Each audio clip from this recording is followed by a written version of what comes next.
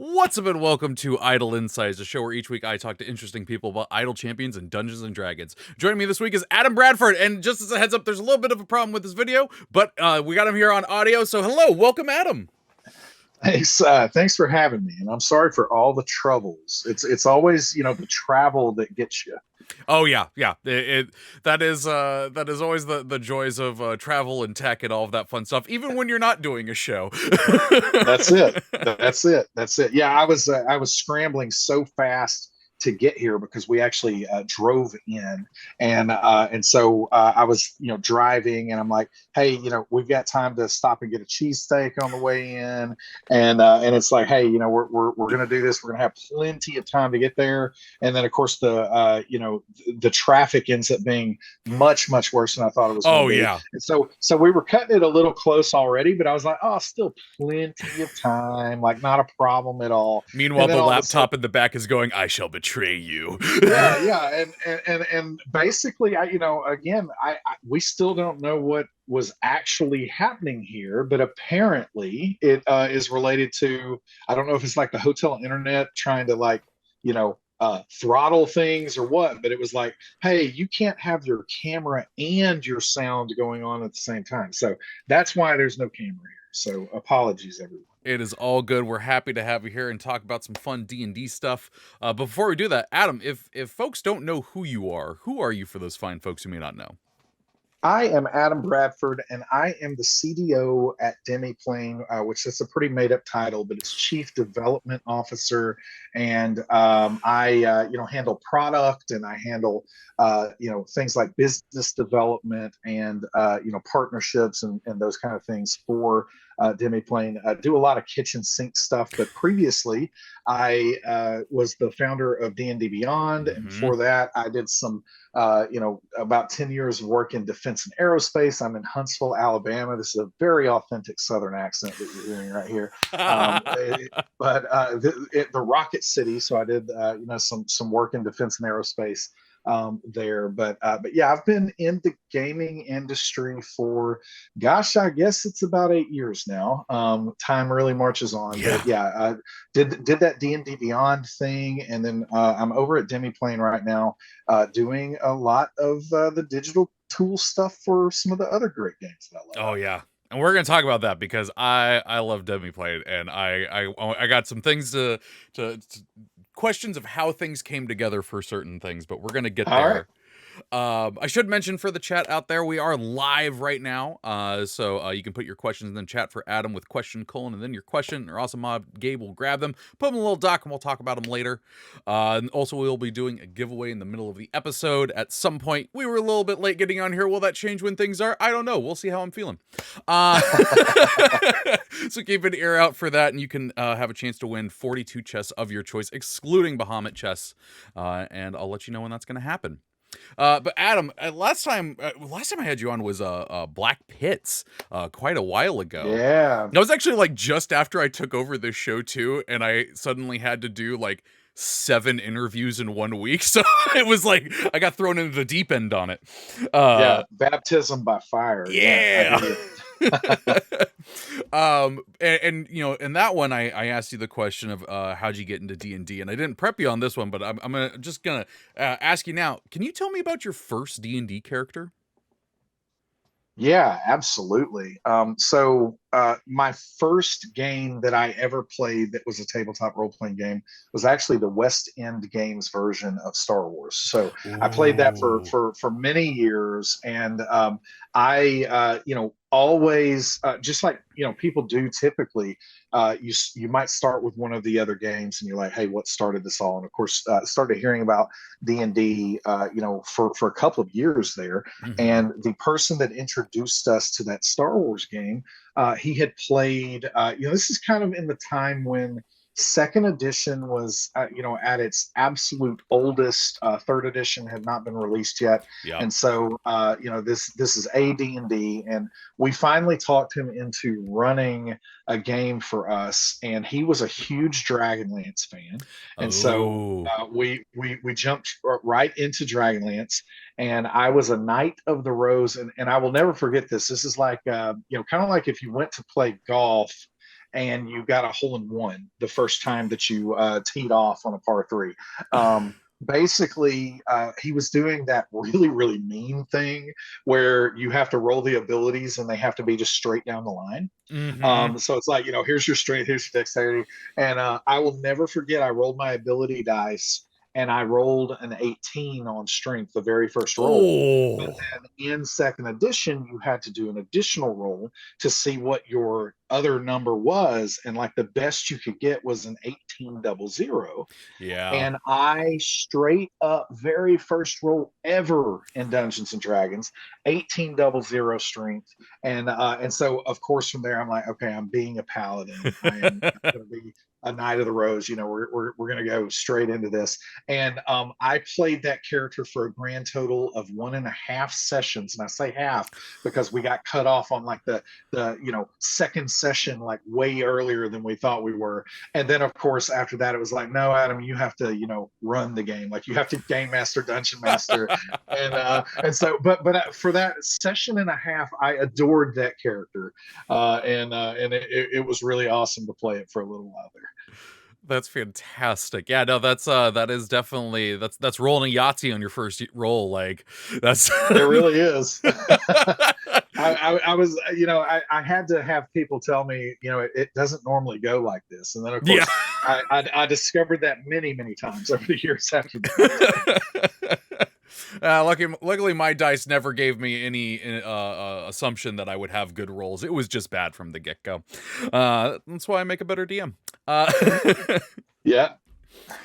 So we're here today because we're talking about Briv got a new skin in the game, and we talked about him a little bit in the last time you were on for Black Pits, but we had a lot of things to talk about there, and folks may not have seen that one. So if people don't know, who is Briv? So Briv Steelmarrow is a character that I played for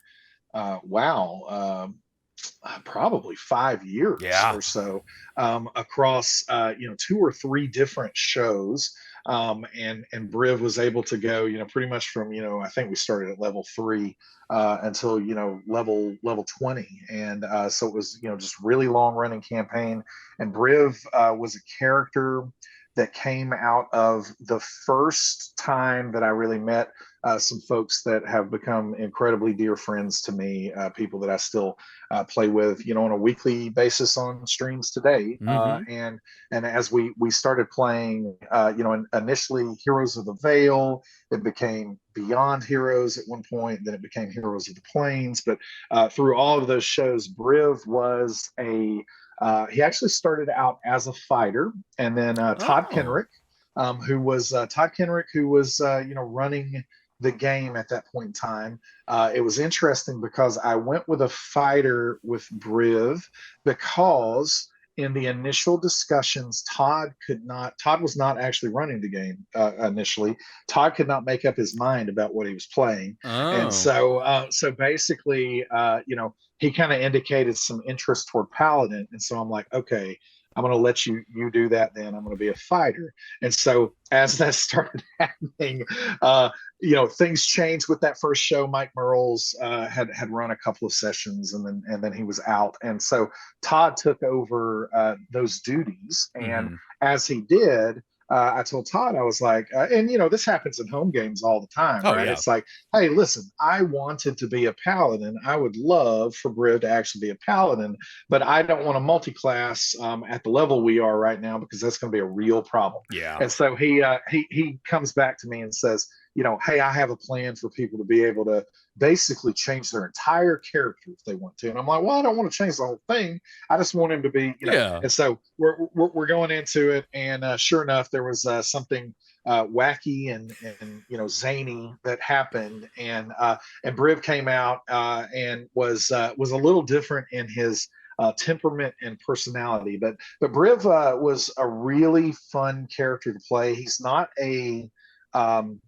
he is a fun character to me, not because I truly relate to him or anything, because he's kind of terrible in a lot of ways. But I think that he is He is a good character to have because he's that character. I really do like representing, and this is probably just the dungeon master in me, Hmm. but I like representing characters that you see in entertainment and different kinds of stories that people might not typically actually want to play. And so I'm Oh, talking all the way back to Charlotte's Web, Templeton kind of I characters. love It's like Templeton. yeah, I mean, I do too. I think he plays such a vital role in Oh the yeah, story, right? yeah, And but at the end of the day, a lot of people aren't like, oh, I want to play Templeton because people think he's slimy and he's selfish and all these other kind of yeah, things. But that's where for me, I find it so interesting when a character like Templeton does something selfless, yeah. at the end of that story, right? And so that really was a big part of the motivation with Briv Steel Marrow was that I wanted to literally the image I had in my mind was this knight that was incredibly uncouth and just someone that was not your typical knightly visage at all and so yeah it was he ended up evolving as of course he would Yeah. over playing him for 5 years but ton of fun and getting back to this new skin the thing that was incredible to me is when the Idol Champions team reached out and said, "Hey, we're thinking about, doing these skins. We've got these, we've got these factions and organizations that are coming for Planescape. Hmm. Like, what do you think fits for Briv?"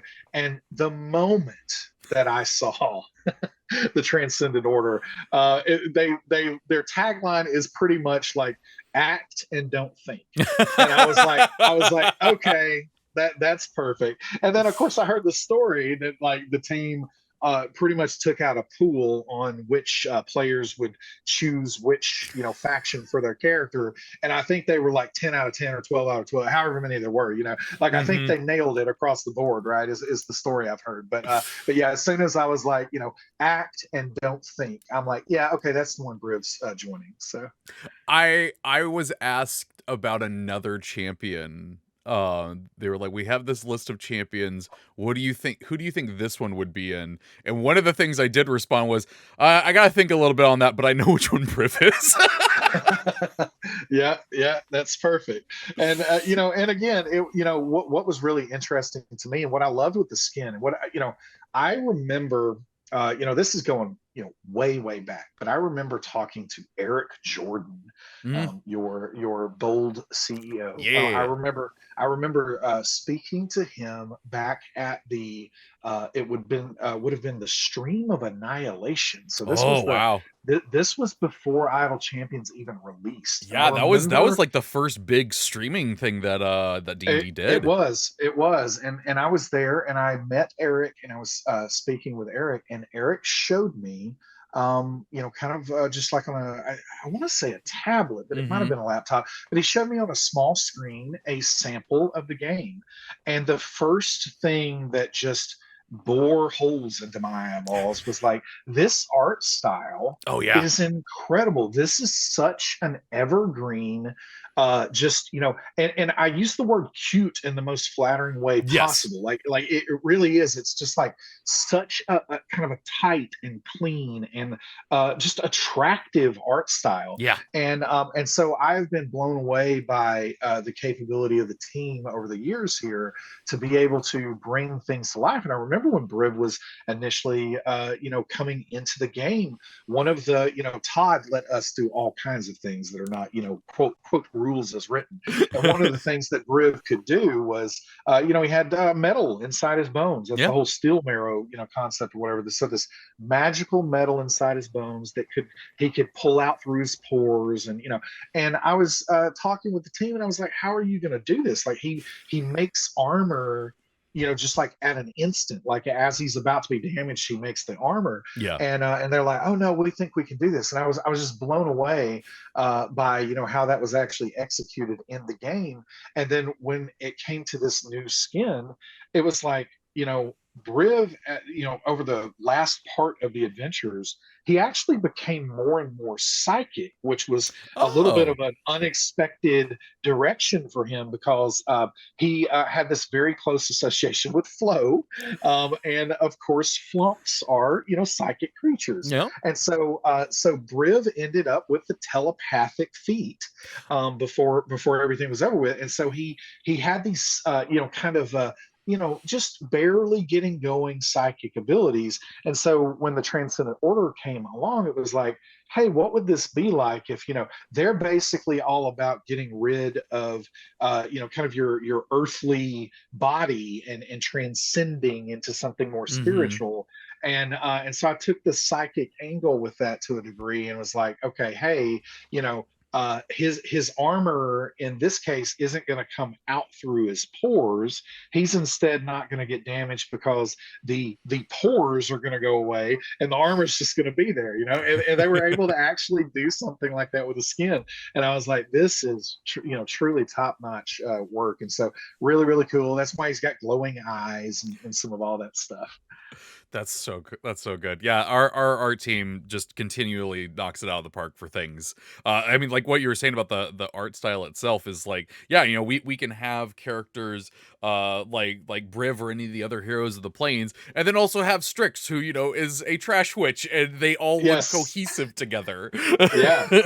It's absolutely amazing. Like I am going to have to talk to somebody about our current show, Children of Éarte, because it's like, man, I'm like, what would it be like to have some of these people wearing just normal Earth clothes, Oh man, walking around in the game? So I got to talk to somebody. we have there's very few of them, but every time we do a skin for a character that essentially puts them in like normal clothes, it's my favorite thing. Like Yeah. we have like a number one dad Mahen skin where he's in like a t-shirt and shorts with flip-flops on and a cup of coffee that says number one dad, and it's I love that so much. Very nice. Very nice. Love it. Yeah, so yeah, that would be interesting to have some characters that are going through a change, but also in normal everyday clothing. Yeah. It would be awesome. So you actually you hit one of the questions I was going to ask, which was like, what was Briv's arc through this show? And the actually I want to talk real quick about the paladin thing. Who was he a paladin of? Like, what was his oath and stuff?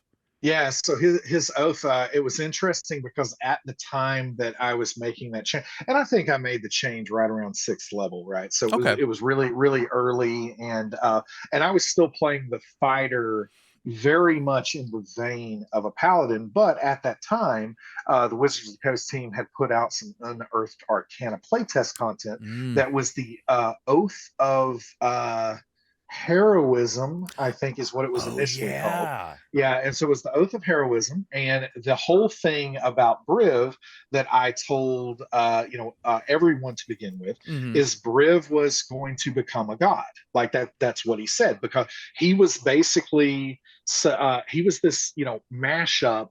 There was a lot of like Jane Cobb.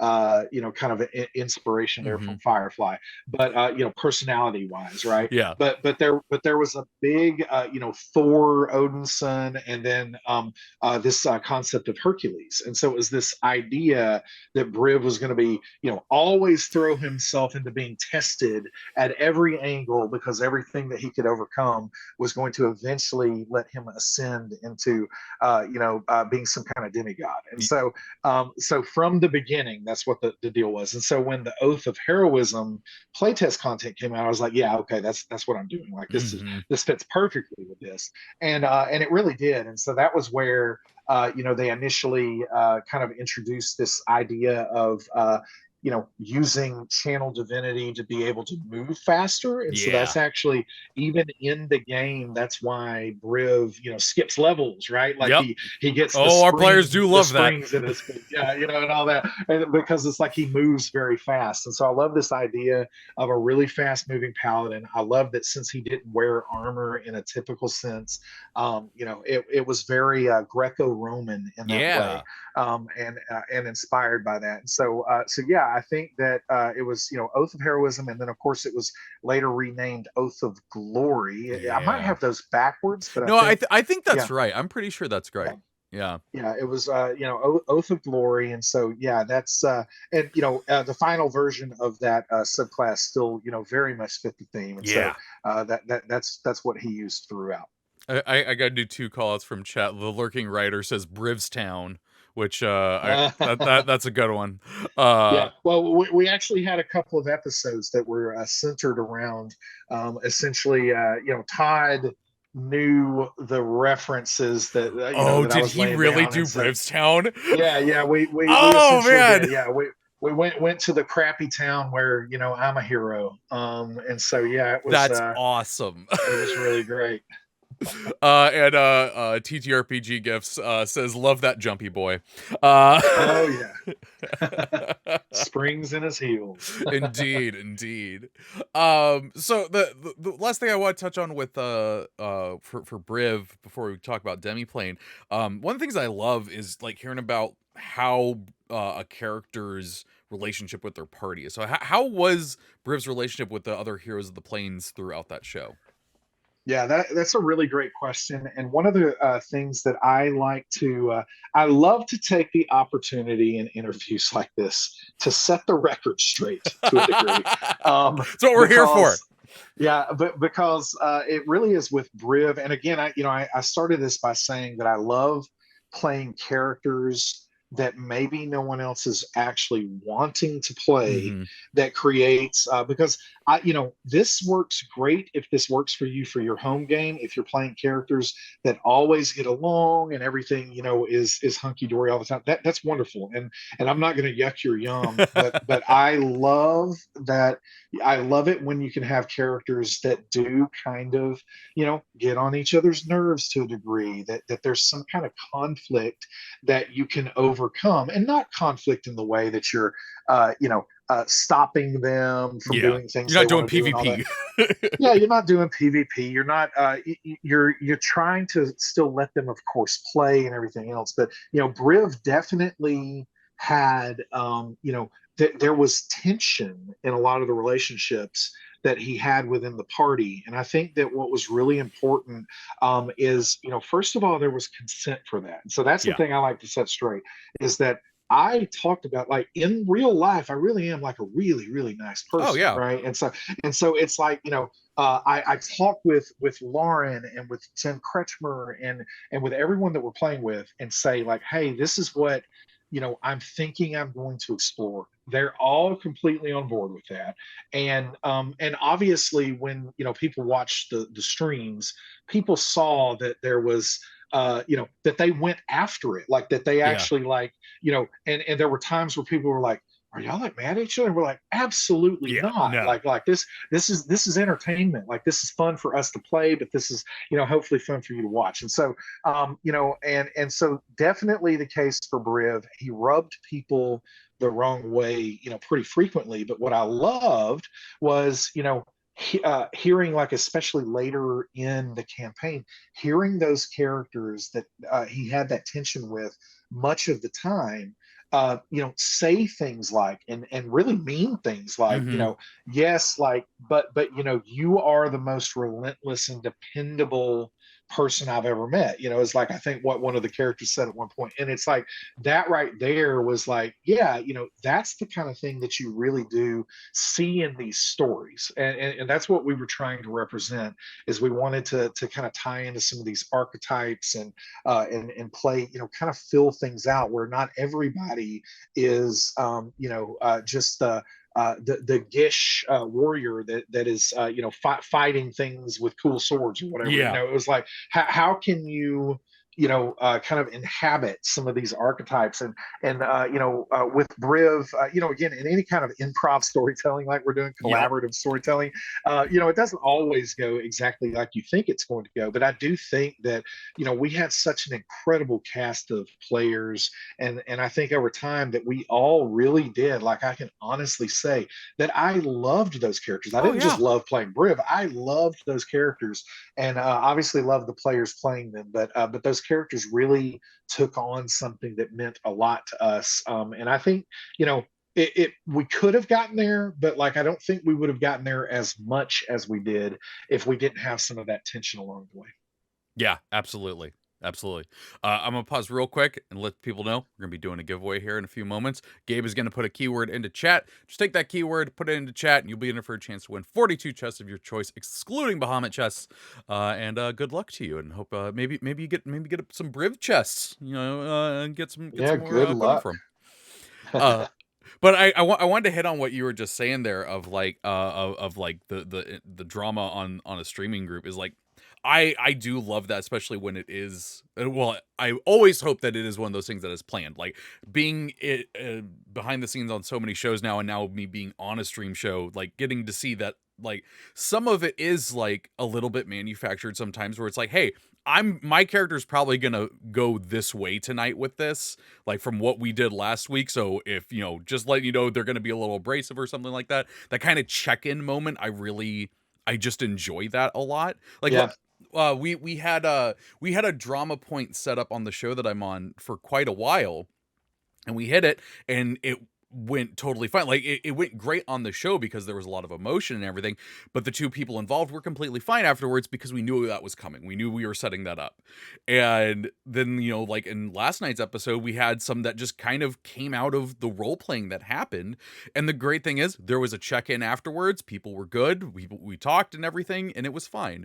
And I it does always I do understand how people can watch something though and think that, because of how they experience a game at a table, thinking that that is just raw and happening right there, Yeah. and people are upset at each other. Yeah, Um, well, in particular, if you'll give me, 2 minutes here, oh in yeah, yeah. particular, new character that I've been playing for a couple of years now, Silas Sorrell, which I'm going to say it because the code looks like it's, kind of going along those lines today. But Lauren may have made this code. yeah, she might have. So, but yeah, with that, it was fascinating to me that I guess after we had played for 3 years those other characters, we made these new characters, and Silas is still very much like, especially at the beginning of this little journey, a couple of years ago, he's very much still a Templeton. Like this, Mm, this was. We looked at what everybody was playing in the party, and no one was really doing that. And so I hmm was like, hey, I'm going to play this, and again, everybody's on it. And really, what we talked about with Children of Éarte more than anything was we want to show transformation. We want to show dynamic Yeah. characters that truly start off at somewhere, and not just level 1 to level 20. That's going to happen too, Yeah. but they start off with their personalities and their beliefs potentially, and everything else, and they are at one place, and we want them to evolve. And honestly, like what we're talking about is we want them to be better at the end of that, and we want to kind of show that people can change and all that, and so we're I love obviously character playing a development. game.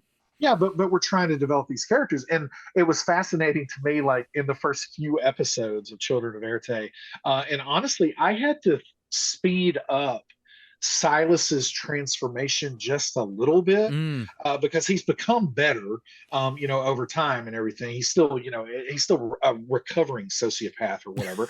But it's like, with that, it really is. It's like the YouTube comments. You never read the comments, but it's like people are just like, oh my gosh, Adam, like you are, like why are you doing this? Like you're such a terrible player. You're such, and I'm like, ooh. whoa, like, No, wait no, a no. second, like we're all on board with this, and we're like playing this out, and so it's been rewarding, of course, since that time for people to say like, oh, like I see what you were doing now, it's but that's what, this group is a group of really, really great players Yep. that enjoy exploring some of those kind of things, and that's what we've been exploring.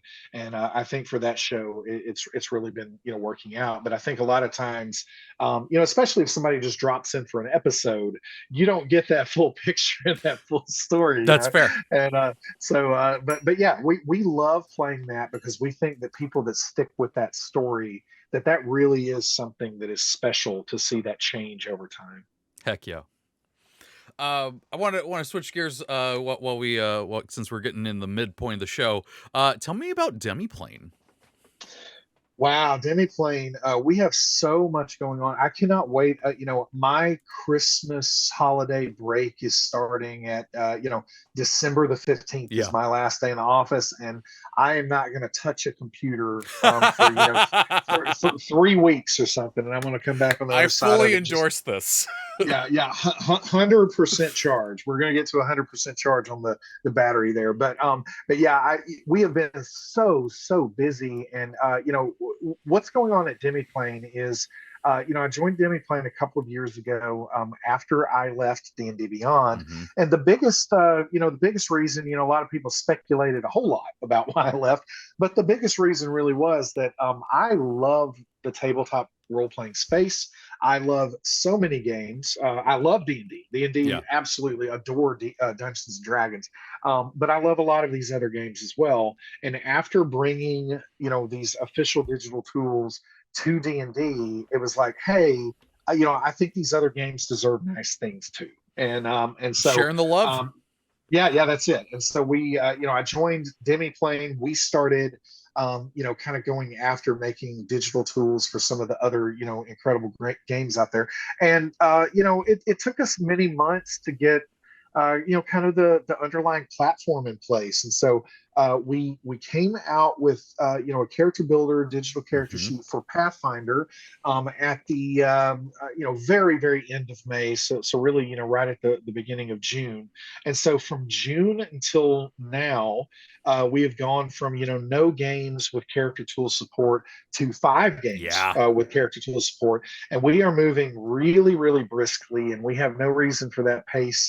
We're kind of getting an operational mode with it now, where as we head into 2024, people are going to continue to see so many games that we're going to see Alien, we're going to see Oh yeah. we're going to see Redacted. Like there are several Redacteds that we haven't talked Yeah. about yet. And so as that is coming together, if you're playing Dungeons and Dragons, there is a great digital tool set option out there that I have quite an affinity for and a fondness for. But if you are playing other games, then Demiplane is the place to go. And we've just got again, the goal is to make high quality tools that people can have as they look into some of these other games. Yeah, and just as good too. Like I've built a couple of characters in different games on Demiplane now, and it's just as easy. And that was the thing about, like, I have played other games and said out loud, I'm like, why can't there just be like a D&D Beyond for this? And now there is. Yeah.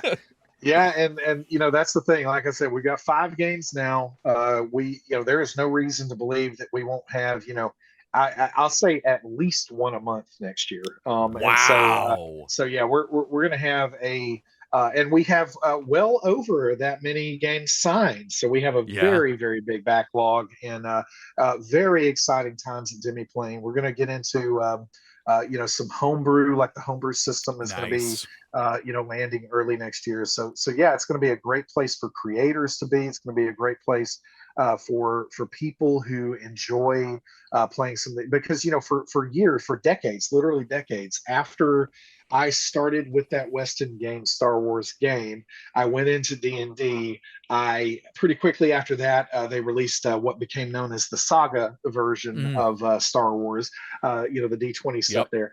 And I started at that point in time just dabbling in so many different games.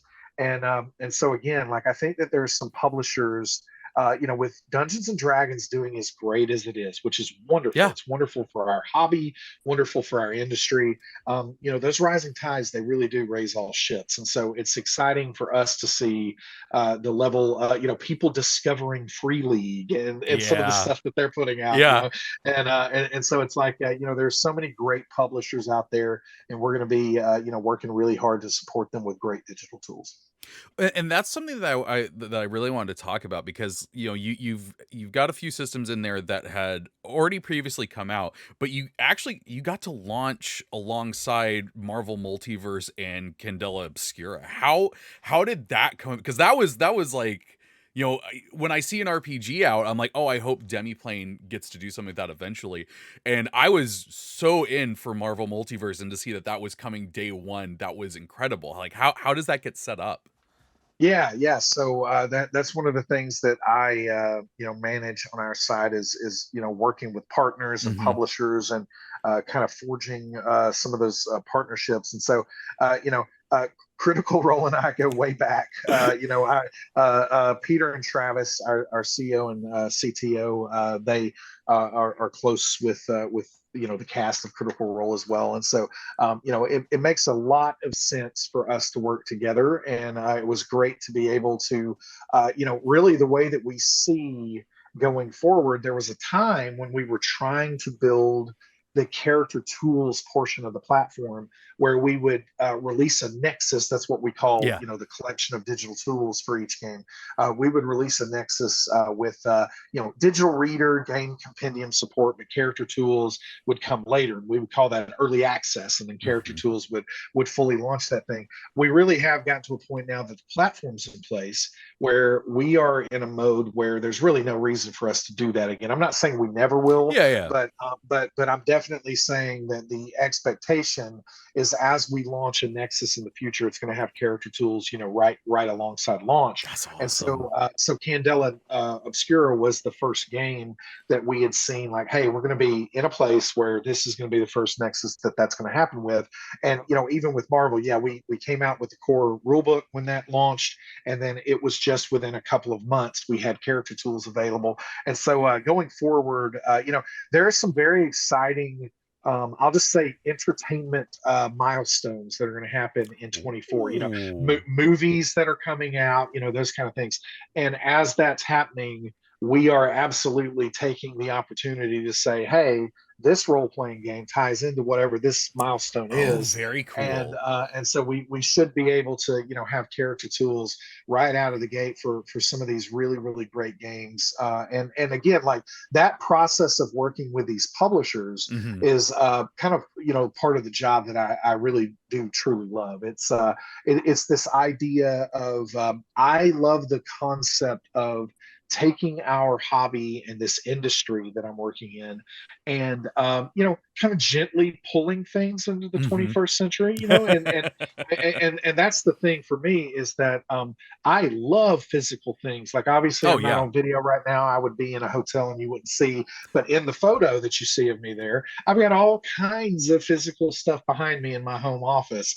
And it's a museum in there. And I love physical things and I have books and and all that. And I'm still gonna buy those things. And I know a lot of fans are, but at the same time, I love having this digital stuff Yes. to mitigate some of the less enjoyable parts of the Yeah. process, and to where the things that really matter, collaborating and telling a story with friends, where that's the part that shines through. And so I think that I love working with publishing partners that have an openness to that. Yeah. And so working with Marvel and working with Critical Role, Darrington Press, that's been really great. And again, we've got some other incredible publishing partners that we haven't even talked about yet that we're excited to Ooh. talk about as we head into 24. That's so exciting. Oh, I cannot wait to see what that is. Yeah, I'm very excited about Demiplane stuff because yeah, I love D&D. Who could imagine the guy writing Idle Champions loves D&D? But like I cannot tell you how many rule books I have in this house for games that I have never played. And one of the Yeah. things for that is it is hard to get people into games sometimes, but Demiplane I do think makes that a lot easier to do to get people into it and be like, hey, look, build a character in here. Like you don't need to worry about flipping through a book and anything like that. We got this. We can get the books later. And The amount of times that in the last and again, like I not to put too fine a point on it, it's one of the reasons that I was like, hey, my season here at D&D Beyond is kind of coming to a close, and I want to do something different. Was the amount of times that I got that new game, Mm-hmm. and I went to someone and said, hey, let's play this, and they would literally say, does it have something like D&D Beyond Yep. for it? And I would be like, no, it doesn't, but it'll be okay. Like, it won't take that long. And they're like, yeah, not interested. And it's like I Yeah. couldn't get anybody to play with me, Yeah. And so yeah, it really is. Some of the best solutions that exist in our world are personal problems that people, make into community solutions, right? And so it Absolutely. really is. It's a personal problem that we're trying to solve, and yeah, I love seeing going to the Marvel multiverse RPG Reddit and seeing people that are just straight up just using the character tools now instead Yeah. of putting together PDF profiles. They're just sharing links there.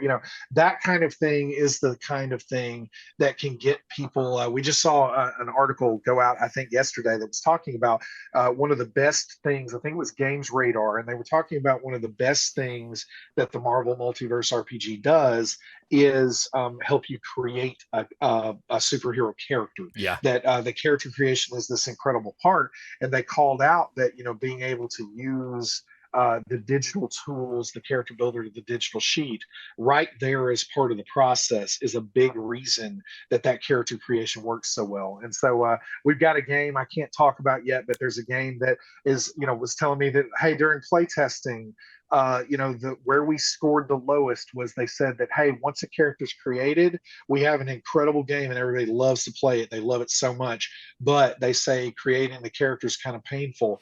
Mm. And it's like, once these digital tools get in place, that pain point is just lessened so much that I can't wait for people to play that game Yeah. when they have that pain point kind of smoothed out a bit. So yeah, really really exciting what we have going on. I still at least metaphorically pinch myself each morning when I wake up thinking that this is what I get to do. Heck yeah.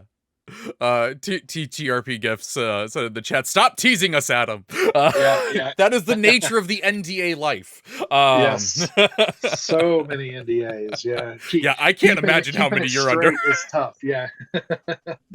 Oh yeah, no, I'm excited to see where Demiplane goes with that, and yeah, I'm hoping to get some games in of other systems with my friends, especially Marvel Multiverse. That's the one that like I've been biding my time with everyone. I'm like, I'm just going to spring this on them, and they're going to want to play it, and it will work. Yeah.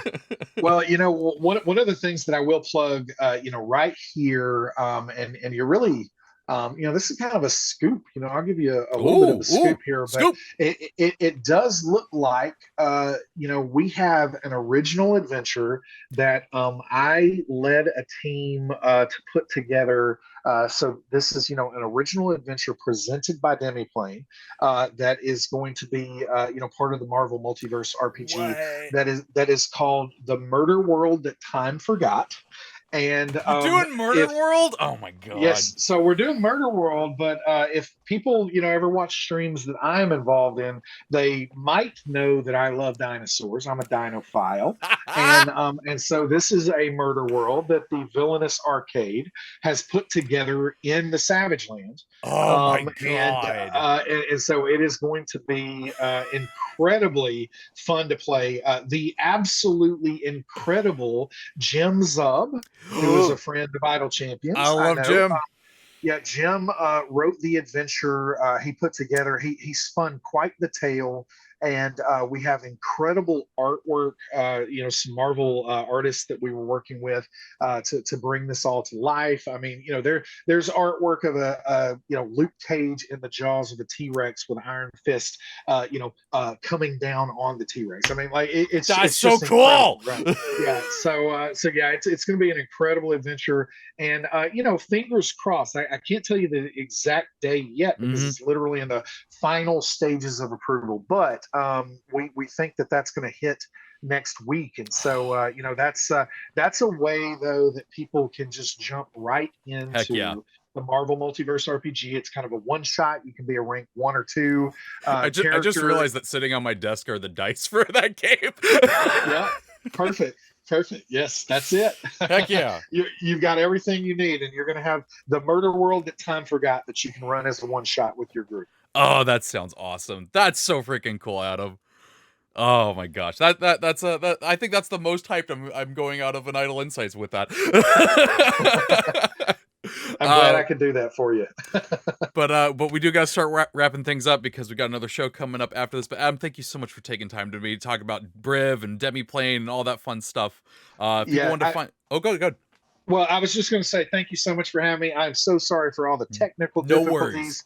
It's always funny when people are like, "Don't you work in technology?" And I'm like, "Absolutely, I do," but I have no idea how to get a microphone to work on a computer. Oh yeah, and apparently, I didn't know how to get a microphone and a camera working on the same time from hotel internet. So I actively work in audio, and it confused the heck out of me. So I have no idea.